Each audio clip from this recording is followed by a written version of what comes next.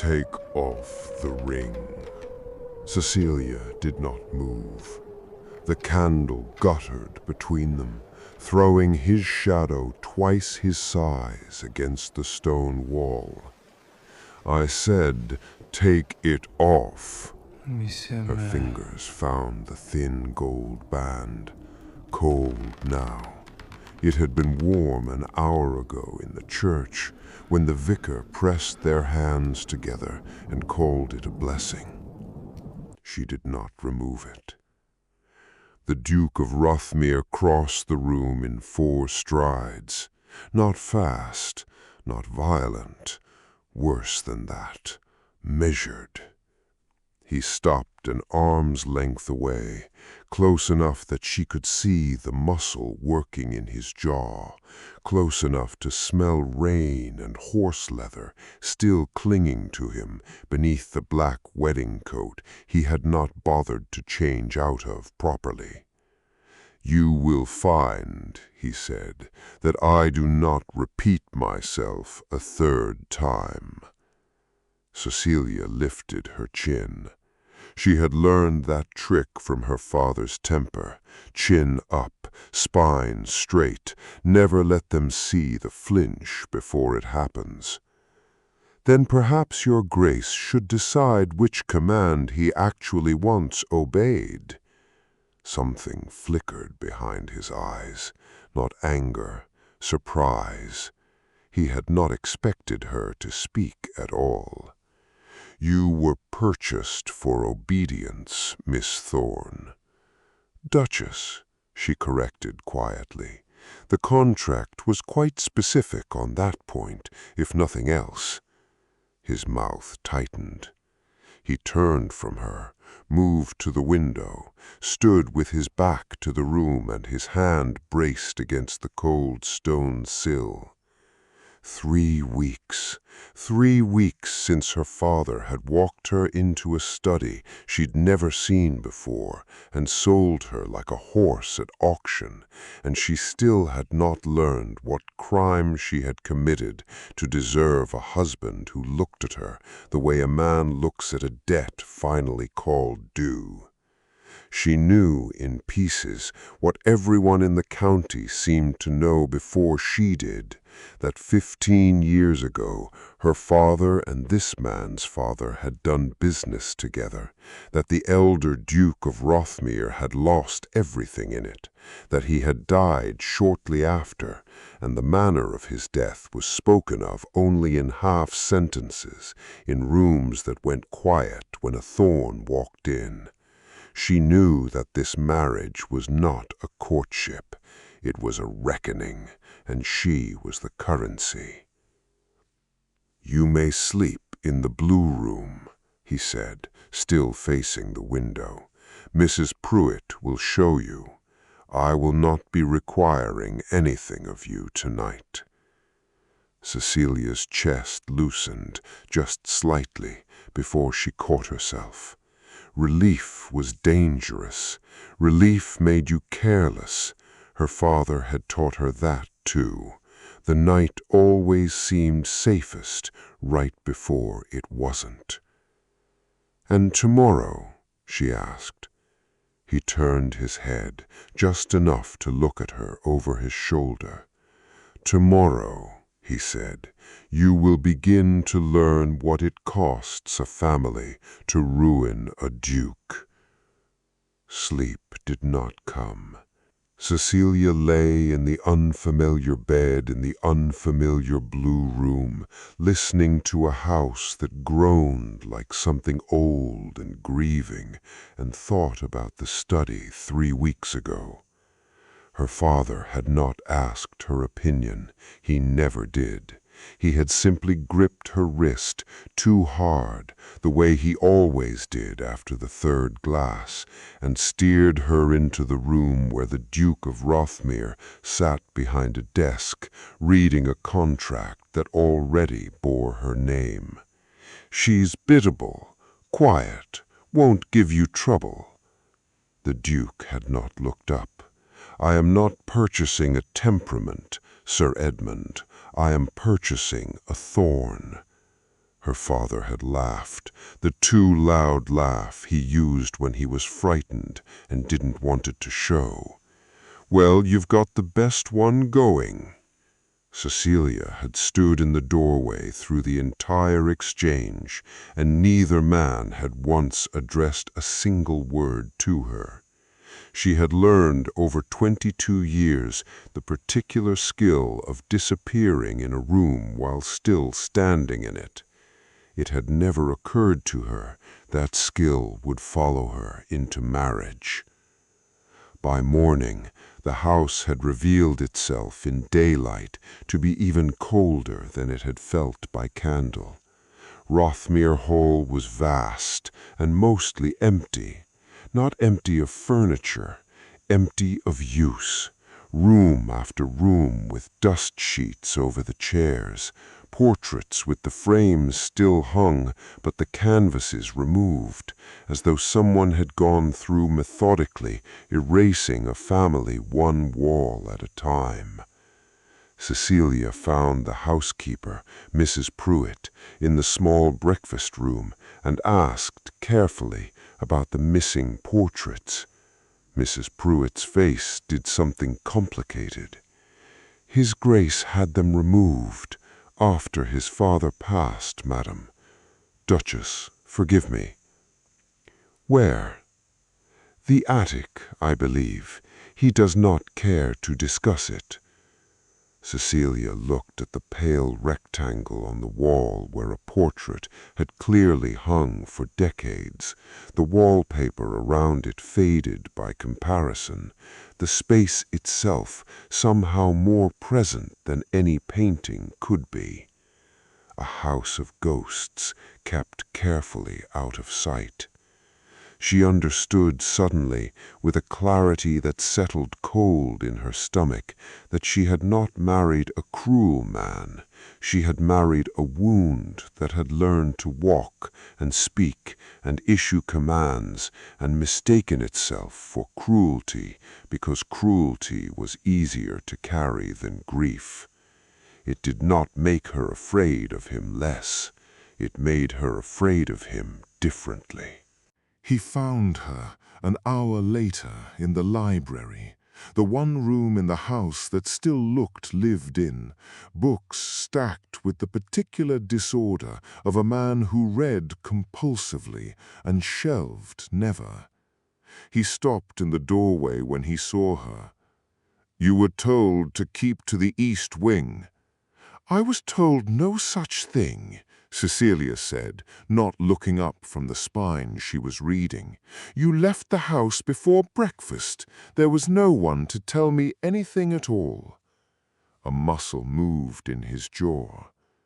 He crossed to the window instead of arguing, which she was beginning to understand was his version of losing an argument without admitting it. "My father built this room," he said, after a silence long enough that she'd stopped expecting him to speak at all. "You believed a house without books was a house without a future. And yet you removed his portrait." He went very still. "That is not your concern, madam." "No," she agreed, "but you brought it up." He turned, and for the first time since the church, she saw something in his face that was not command and was not fury. It looked briefly like a man standing at the edge of something he had spent a decade walking carefully around. Then it was gone, sealed back beneath the flat gray composure, and he said, "Dinner is at 7. You will be prompt," and left her alone among his father's books. Cecilia stood there a long moment. She thought of her own father, the shouting, the thrown glass, the nights she'd learned to count the seconds between his footsteps, to know how drunk he was, how dangerous. This man had never raised his voice to her, not once, and somehow she was beginning to suspect that frightened her more than shouting ever had, because she did not yet know what shape his anger took when it finally arrived. She was about to find out sooner than she wanted. If a video felt like a stranger in your own life, like Cecilia, tell me in the comments. And if you want to know what he found on her arm that changed everything, stay with me. Subscribe so you don't miss what happens next. Return dinner was 7 courses of silence. Cecilia had grown up in a house where silence was the last 30 seconds before an explosion. She ate carefully, watched his hands, steady on the knife, no white in the knuckles, no tapping, and told herself that was not the same as safe. "You do not eat much," he said, midway through the 3rd course. "I eat what I need." "That was not what I asked." She set down her fork. "I was taught it was safer to leave the table hungry than to be accused of greed." His eyes came up from his plate, sharp. "Accused by whom?" Cecilia did not answer. She had already said more than she'd intended. The Duke studied her for a long moment, something working behind the gray of his eyes that she could not read, and then, quietly, he said, "Finish your plate, Duchess. No one accuses you of anything at my table." It was not kindness exactly. It landed like something closer to a correction, as though he were annoyed at a fact he had just been forced to notice. She finished her plate. The days that followed took on a shape. He rode out at dawn and returned at dusk, and in between she learned the house the way she had once learned her father's moods, by mapping its danger and its safety, room by room. The library was safe. The East Portrait Gallery, with its pale rectangles of pale wallpaper, was not dangerous exactly, but heavy, the way a graveyard is heavy. The kitchens were warm, and cook, a broad woman named Mrs. Dunmore, seemed to have decided within 2 days that the new Duchess was to be fed properly, whether she asked for it or not. "You're too thin, Your Grace, if you don't mind me saying," Mrs. Dunmore said, sliding a second holding onto Cecilia's plate before she could protest. "Man doesn't marry a duchess to watch her waste away." "I don't think the Duke married me to watch anything," Cecilia said, before she could stop herself. Mrs. Dunmore's face softened in a way that made Cecilia's throat tighten unexpectedly. "He's not an easy man," she said carefully, "but he's not a cruel one either, whatever the county says. Not the way his father was cruel, God rest him." Cecilia went still. His father was cruel. Mrs. Dunmore's mouth pressed into a thin line, the look of a servant who has said one sentence too many. "That's not my story to tell, ma'am. Eat your supper." That night, Cecilia dreamed of her father's hand closing around her wrist, and woke gasping in the dark of the blue room, her own fingers pressed hard against the scar on her forearm, the way she always did when the dream came. She did not go back to sleep. She lit a candle instead and made her way down to the library, where at least the books did not remember anything about her. He was already there.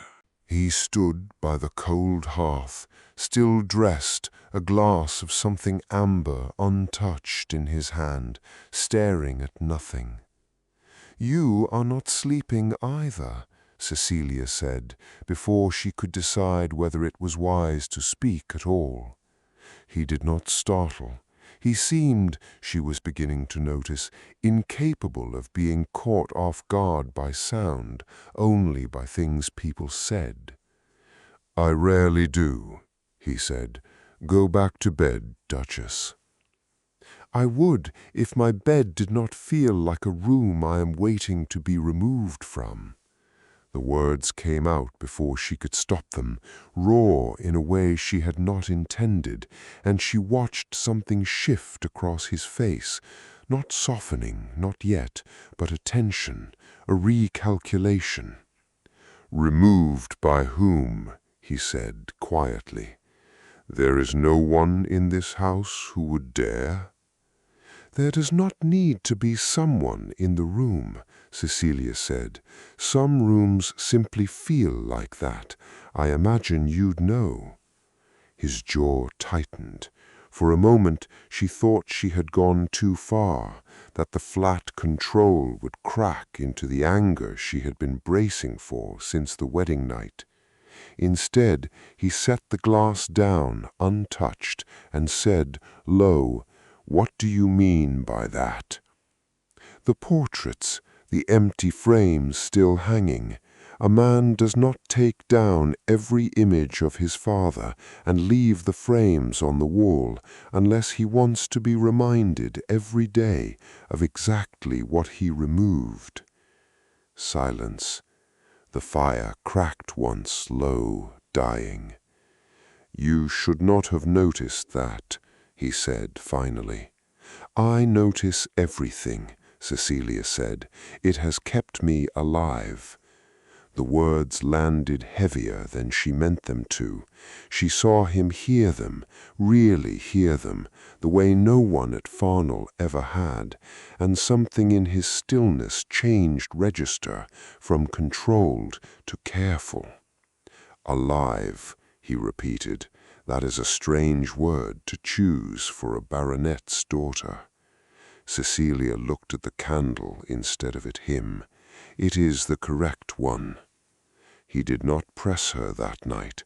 He simply watched her a moment longer than was comfortable, and said quietly, "Go to bed, Cecilia," using her name for the first time since the church, and something in the sound of it, low and unpracticed in his mouth, followed her all the way back up the stairs. The tear happened 3 days later, and it was an accident, the kind of small domestic accident that meant nothing in a normal house and meant everything in this one. Cecilia was in the still room, helping Mrs. Dunmore sort dried lavender for the linen presses, sleeves pushed back against the heat of the kitchen fire, when the Duke came looking for her about a matter of household accounts. He stopped in the doorway. He was looking at her arm. Cecilia followed his gaze and felt the floor tilt slightly beneath her. The thin white scar along her forearm, usually hidden by her sleeve, now fully exposed in the firelight. She lowered her arm too quickly, reaching for the fallen cuff, but he had already crossed the room. "Don't," he said, and his voice had changed entirely, not command now, something raw beneath it. He caught her wrist, gently, the first time he had touched her since the wedding night, and turned her arm toward the light. "Cecilia," his voice had gone very quiet. "What is this?" She could have lied. She had a lifetime of practice lying about this exact thing, a whole vocabulary of fell, caught it on a nail, clumsy, always have been. But something about the way his hand held hers, careful as though she might shatter, the opposite of every hand that had ever gripped her before, made the lie dissolve before she could reach for it. "My father does not like to be disagreed with." The room went very still. Mrs. Dunmore, with the instinct of a woman who has served this family a long time, found a reason to be elsewhere. The Duke did not let go of her wrist.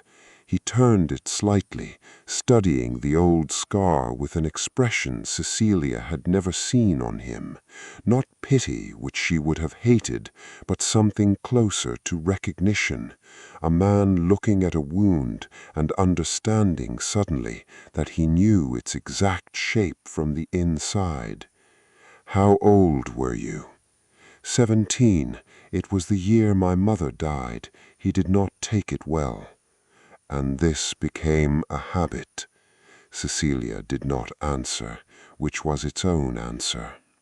The Duke's thumb moved once over the scar, not a caress, something closer to a man confirming a fact he wished were not true, and when he spoke again, his voice had dropped into something she had not heard from him before. Not cold, stripped. "I bought you to punish your father. I know. I intended to make you the instrument of it.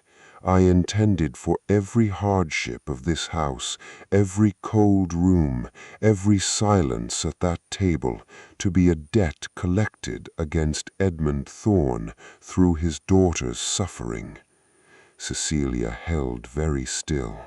This was the confession she had been bracing for since the wedding night, and now that it had arrived, it did not frighten her the way she had expected. It only made her tired. "I know that, too," she said quietly. "I have known it since the study, 3 weeks ago, when neither of you thought to ask my opinion of the arrangement." Something crossed his face that looked almost like shame. "I came here tonight to look at ledgers, not this." "I know," she said again. He was still holding her wrist. Neither of them moved to end it. "He already broke you," the Duke said, very low, as though the words cost him something to say aloud. "Before I ever touched a single part of your life, he had already done to you exactly what his ruin did to my father, and I was going to finish the work he started and call it justice." Cecilia's throat tightened. "Is that what you intended for tonight?" "No," he said, and it came out rougher than he seemed to want. "No. Not anymore. If you were moved by the moment he finally saw her, not as a debt, but as a person who'd survived something, comment 'the scar' below, and subscribe if you want more stories where the cruelest men are only cruel until someone finally sees them." He released her wrist, but he did not step back. "Tell me the rest," he said, "not the wound, the man who gave it to you." Cecilia had never told anyone the rest, not the housekeeper at Farnwall, who had suspected and never asked, not the vicar, who blessed a marriage without once inquiring why the bride flinched at raised voices. She had spent her whole life making herself small enough that the rest never needed telling. But the Duke of Rothermere stood in front of her, with his jaw tight and his hands, for once, entirely still, and something about his stillness, a man holding his own fury on a very short leash for her sake rather than against her, made her want for the first time to be heard. "He drinks," she said. "He has since my mother died. When he drinks, he needs someone to be wrong about something, and I learned it was safer if that someone was always me. My sister married young and left. I stayed because someone had to manage the house, and because leaving felt like abandoning him to become worse. You protected him."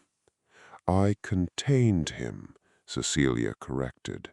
"There is a difference, though I did not always know it."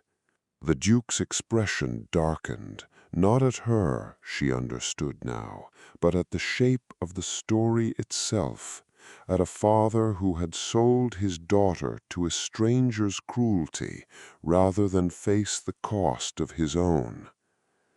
He sold you to me to settle a gambling debt he would not tell me the size of. I assumed it was greed. It was greed, Cecilia said, but it was also relief. One less person in the house to disappoint him. I understood that the moment he pushed me into your study and did not once look back to see my face. Silence stretched between them, heavier now, but not the old kind, not the silence she had learned to fear at Farnwall.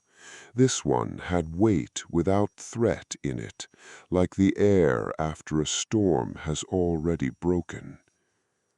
I removed my father's portraits, he said, unprompted, because I could not look at his face and reconcile it with what your father did to him. He was not a weak man before the ruin. He was proud and exacting, and he loved this house more than he loved his own comfort. Watching Edmund Thorne take that from him, slowly over a card table and a false investment scheme, and then watching him die of it. He stopped. His hand closed briefly into a fist and released. I have spent 10 years turning that grief into arithmetic, debts, ledgers, a marriage contract I told myself was strategy. And instead, Cecilia said quietly, you married someone he already ruined too. He looked at her for a long moment. Yes, he said, I did not account for that. Something shifted in the house after that night, though nothing about it was announced. He no longer rode out before she woke. He began appearing in the library in the evenings, not to check on her, but simply present, reading at the far end of the same table, close enough that the silence between them stopped feeling like distance and started feeling like company. He asked her opinion on the account books, genuinely, not as a test, and found with something like surprise that she managed a household's economy with the same quiet precision she had once used to manage her father's moods. You would have made an excellent steward, he told her one evening, watching her correct an error in the tenant ledgers that his previous man of business had missed for 2 years. I would have made an excellent many things, Cecilia said, had anyone thought to ask what I was capable of, rather than what I could be made to endure. He did not answer that immediately. When he did, his voice was quieter than he had ever heard it. I am asking now. The confrontation, when it came, arrived on a gray morning 10 days later, in the form of a carriage none of them expected. Cecilia was in the garden. She had begun, tentatively, to clear a bed of overgrown roses near the south wall, the first thing in the house she had claimed as hers without asking permission, when she heard the wheels on the gravel drive, and her whole body went cold before her mind caught up with the reason why. She knew that carriage. Her father had come to Rothmere Hall. Sir Edmund Thorne stood in the entrance hall of Rothmere, hat in hand, wearing the particular smile he used when he wanted something and had already decided he was owed it. "Cecilia," he said, spreading his arms as though she might run to him, "you look well. Marriage agrees you."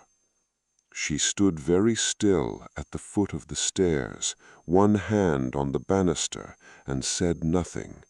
"I've come to discuss a small matter with His Grace," her father continued, when she did not move to embrace him. "A matter of some further accommodation, given the family connection now established between us."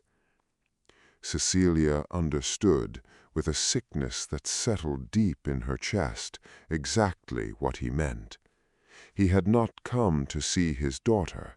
He had come to see what more could be extracted from a duke now bound to him by marriage. "He is not here to be extorted," she said quietly. "Neither am I." Her father's face flickered, the old warning flicker, the one that used to send her retreating toward the nearest door.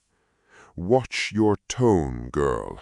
I did not raise you to speak to me that way in front of servants." "You did not raise me at all," Cecilia said. "You survived me and called it fathering." The words came out steadier than she felt. Behind her father, in the doorway to the study, the Duke had appeared, silent, his face unreadable, and she did not know how much he had heard. She found she did not care. For the first time in her life, she was not performing calm for an audience she was afraid of. She simply was calm, because the fear that had governed every word she'd spoken to this man for 15 years had, somewhere in the last 10 days, quietly loosened its grip.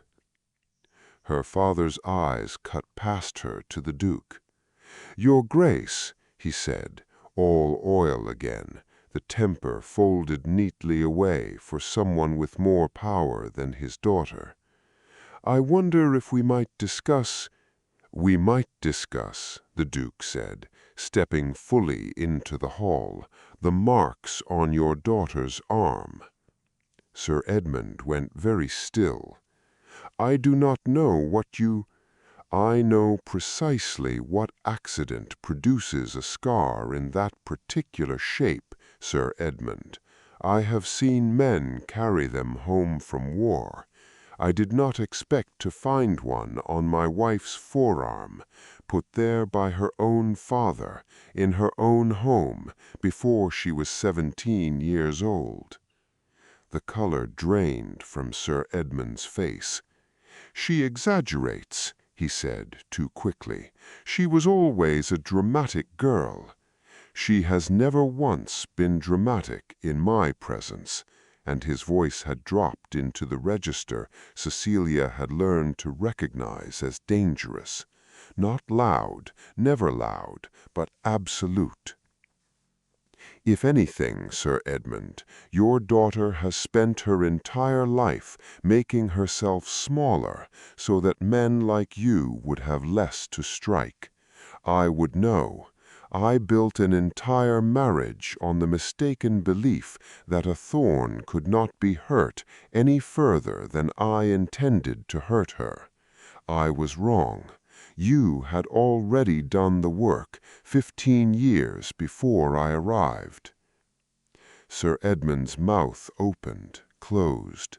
He looked for the first time in Cecilia's memory, genuinely afraid. "The debt is settled," the Duke continued. "Your daughter's dowry cleared it in full, as agreed. You will receive no further accommodation from this house, not coin, not credit, not the use of my name in any transaction ever again, and you will not set foot on Rothmere land unless your daughter herself invites you, which I suspect, given what I now know, she will not. You cannot simply—" "You can," the Duke said, "and I have. Thomas will see you to your carriage." The butler materialized, as butlers do, exactly when needed. Sir Edmund looked once at his daughter, searching, perhaps, for the frightened girl who would soften and apologize and smooth this over, the way she always had. She did not soften. She only looked back at him, steady, until he turned and let himself be shown to the door. The house exhaled once the carriage wheels had faded down the drive.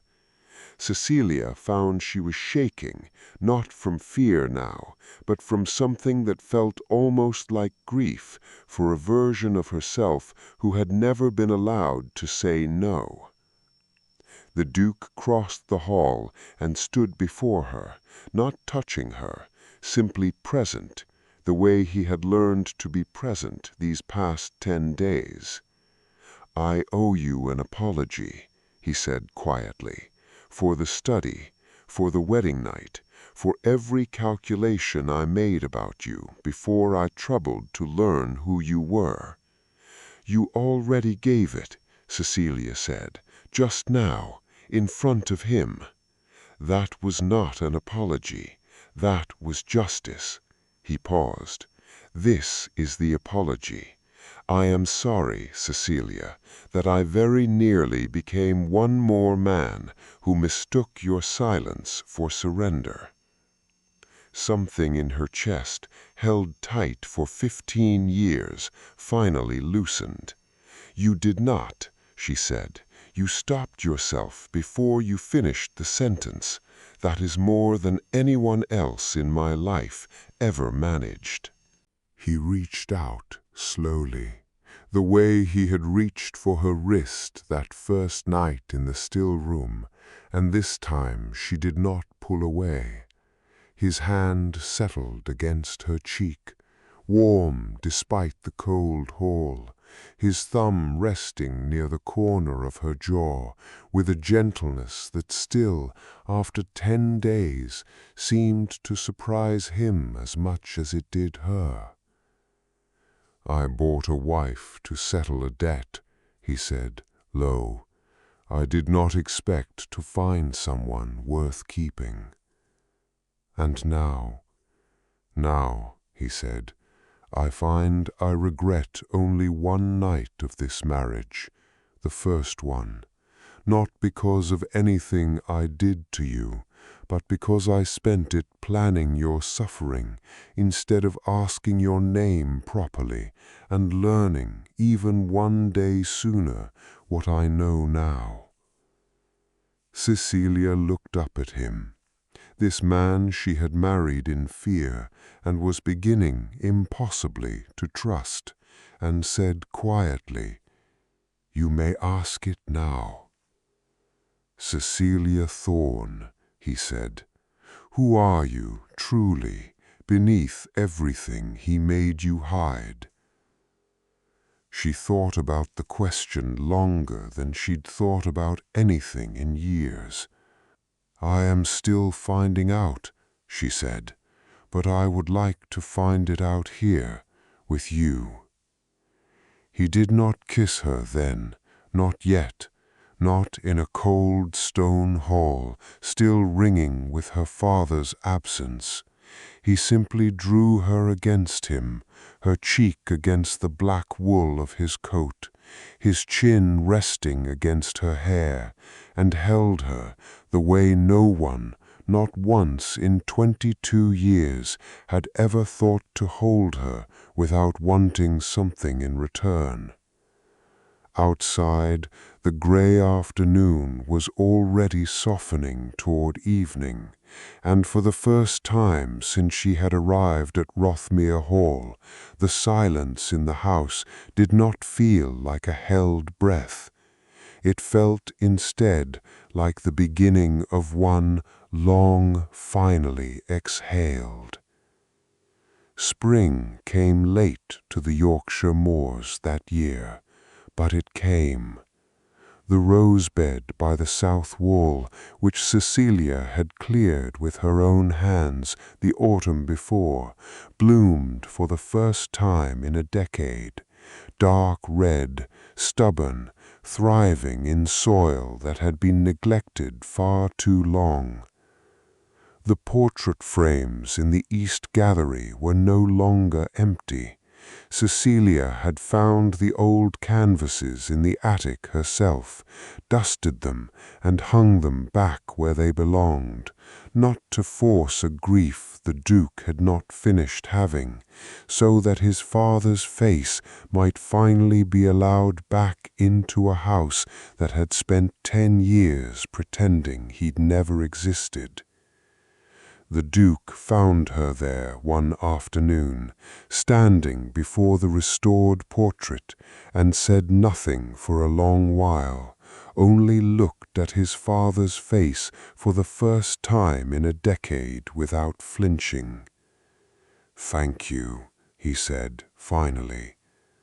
"You do not have to thank me for giving me back your own house. I do when it took someone as brave as you to show me I was allowed to have it." He took her hand, the one with the thin white scar, which he had learned to hold without ever once treating it as a wound to be pitied, and together they walked the gallery of restored faces, a duke and a duchess who each, in their own way, had been sold by someone who was supposed to protect them, and had found, instead of ruin, a home neither of them believed they still deserved. If Cecilia and Damien's story stayed with you, subscribe. New aristocratic obsession romances every week. Tell me in the comments, was it the scar, the confrontation with her father, or the final apology that hit you hardest?